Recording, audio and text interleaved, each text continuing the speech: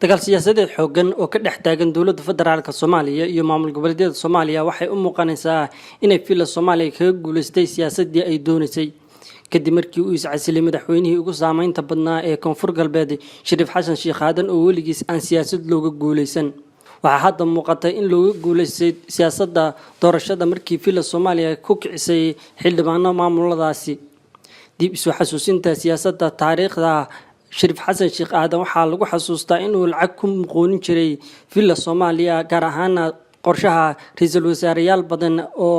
siyaasadda mooshin looga saaray waxaa kamid ah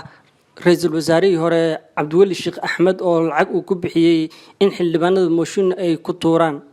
khilaafka isaga iyo madaxweynihii hore Sheekh Shariif Sheekh Axmed oo Kampala shirki ka dhacay sabab u noqday inuu tuuro madaxweynaha hadda xilka haya Maxamed Cabdullaahi Farmaajo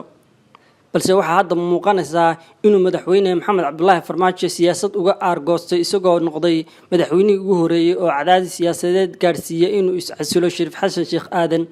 balse iscasilaadda Shariif Xasan Sheekh Aadan ma aha mid ciyaara waxaanu isku soo abaabuli doonaa dagaal siyaasadeed uu la geli doono madaxda fila Soomaaliya 2021 doorashada imaan doonta inaysan mar kale soo laaban madaxda fila Soomaaliya xilka haysa saameynta maamulada kale ay ku yeelan doonto iscasilaadda Shariif Xasan Sheekh Aadan ayaa la aaminsan yahay inay tahay laba qorshe oo kala ah in qorshahan ay isku ogyihiin maamulada shirkoodii Garowe in madaxweynaha Puntland isaguna uu iscasili doono inay doonayaan in doorashada 2021 federaalka madaxweynaha Puntland noqonayo inuu madaxweyne noqdo halka Shariif Xasan Sheekh Aadan doonayo inuu ra'iisul wasaare ka noqdo biyadii ay dhisteen maamulada ayaa markii horeba toosh ku ifinayay in Cabdiweli Gaas iyo Shariif Xasan Sheekh Aadan loo wado inay dagaal siyaasadeed kala hortagaan madaxda fila Soomaaliya iyadoona ujeedadu tahay in kursiga fila Soomaaliya ay u tartami doonaan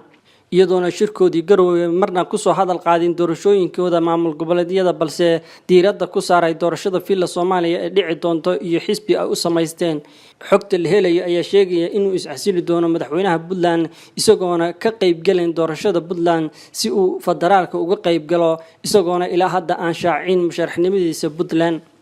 qorshahani maamul goboleedyada ay wadaan ayaa sidoo kale waxa qorshe la mid ah wada dowladda federaalka Soomaaliya gaar ahaan ra'iisul wasaaraha Soomaaliya Xasan Cali Khayre oo dagaal ugu jira in maamul goboleedyada ka soo baxaan rag taageero ah isla markaasina qorshahooda